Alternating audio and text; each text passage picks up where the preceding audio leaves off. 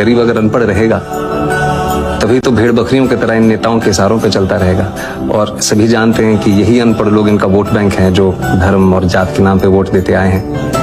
अब जनता अगर पढ़ लिख गई तो नेताओं के लिए बड़ी समस्या हो जाएगी। नहीं, हमने बचपन से सुना है कि गांधी जी के 3 बंदर थे, अंधा, बहरा और गूंगा। Yes sir. मुझे ये बताओ कि गांधी जी के बाद उन तीनों का क्या हुआ? सर, जो अंधा था वो कानून बन गया, अब उसे सच नहीं दिख रहा।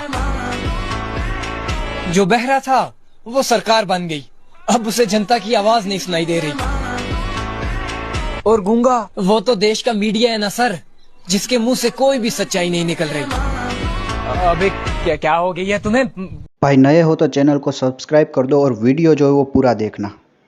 तो जबान कभी अंधे का क्यों है, जान के भी अंधे का क्यों है, जान के भी सच्चाई में तू समा कभी, अच्छाई से तू कमा कभी, इस गन को करना साफ अभी, इस गन को करना साफ अभी, इस गन को करना साफ अभी। अब क्या शू एक तरफ मकरा शू क्या शू, अब तेरी हंसी मेरे आंसू क्या शू, अब खुद खुद की तू साफ शू क्या शू, उससे लेगा क्या हिसाब तू? हाँ हाँ अब बोलो ढीले कपड़े पहन के आओगे, पैजामा पहन के आओगे, जूता नहीं पहनोगे तुम, घड़ी नहीं पहनोगे तुम, जैकेट नहीं पहनोगे तुम, जेब नहीं होनी चाहिए बहुत सारी, प्लास्टिक की बोतल नहीं ले जा सकते, ट्रांसपेरेंट बोतल होनी चाहिए पानी की। तो सारी चेकिंग, सारी पुलिसिंग बच्चों पे कर रहे थे और इनके सिस्टम के अंदर बैठ के जो पेपर लीक कर रहा था वो इनको पता नहीं चल रहा है।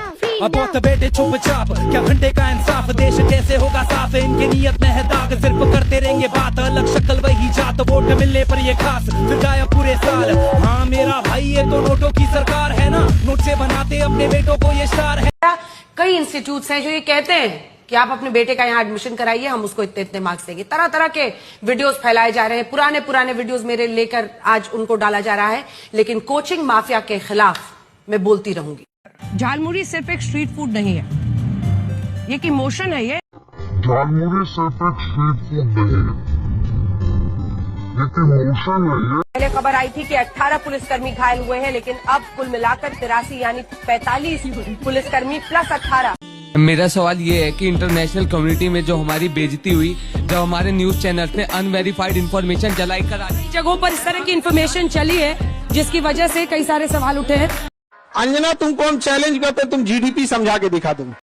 दल्ले लोग क्या जाने जीडीपी क्या होती है सर, इनको तो बस टेलीप्रॉम्प्टर पे पढ़ पढ़ के न्यूज़ सुनानी होती है। और अगर इनसे कुछ अच्छा या एजुकेशन के बारे में सवाल पूछ लिया जाए तो ये लोग चल बसते।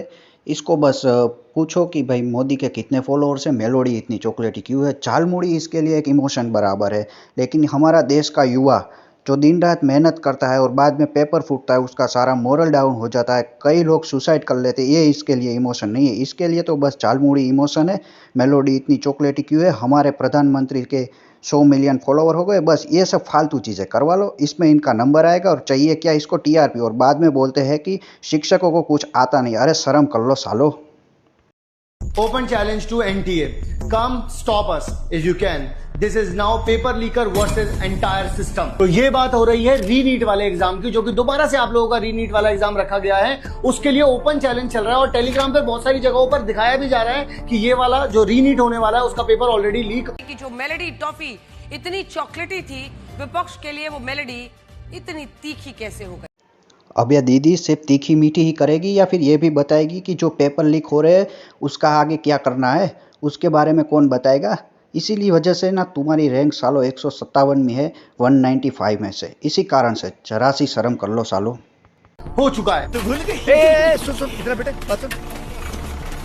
भाई इतना तो डायपर भी लीक नहीं होता जितना ये अपना एनटीए हो रहा है। और आप लोग इतने महान हो कि जब ये वाला पेपर भी लीक हो जाएगा बाद में आकर के बोल दो कि जी हम तो दोबारा से रीनीट करवा लेंगे। अबे पागल हो गया? बार बार बच्चा same trauma, same depression, same anxiety, same pressure से क्यों निकालना है? तक आप ये बताइए, पेपर लीक के अंदर या सॉल्वर गैंग के ऊपर किस आदमी को 10 साल की सजा हुई है भारत में? एक नाम नहीं मिलेगा आपको जिसको 10 साल की सजा हुई है। सजा होती है हमारे बच्चों को जो अपनी जिंदगी के 2 साल 3 साल इस सिस्टम के ऊपर, एनटीए के ऊपर भरोसा करके अपनी तैयारी करते हैं। सजा होती है उन माँ बाप को जो अपने घर के गहने बेचते हैं। बाप अपना नया जूता नहीं खरीदता, नया कपड़ा नहीं खरीदता, बच्चों के लिए किताबें खरीदता है, मेहनत करता है। सजा मेरे बच्चों को होती है, इन लोगों को सजा ही नहीं होती। धर्मेंद्र प्रधान बेटा यूएसए में, निर्मला सीतारमण बेटी यूएसए में, ज्योतिरादित्य सिंधिया बेटा यूएसए में, जयशंकर बेटा यूके में, स्मृति ईरानी बेटा यूके में, पीयूष गोयल बेटा सिंगापुर में, अनुराग ठाकुर बेटा कनाडा में, निशिकांत दुबे बेटा स्कॉटलैंड में। एजुकेशन मिनिस्टर क्यों एजुकेशन ठीक करेगा जब उनके बच्चे ही एजुकेशन सिस्टम में नहीं पढ़ रहे? पहला सवाल तो यही है। जब फाइनेंस मिनिस्टर क्यों टैक्स पे ध्यान दे जब उसके बेटे को इस देश में टैक्स ही नहीं देना पड़ता है? एक्सटर्नल अफेयर मिनिस्टर को क्यों चिंता हो जिसका बच्चा पहले से एक्सटर्नल है, बाहर ही पढ़ रहा है?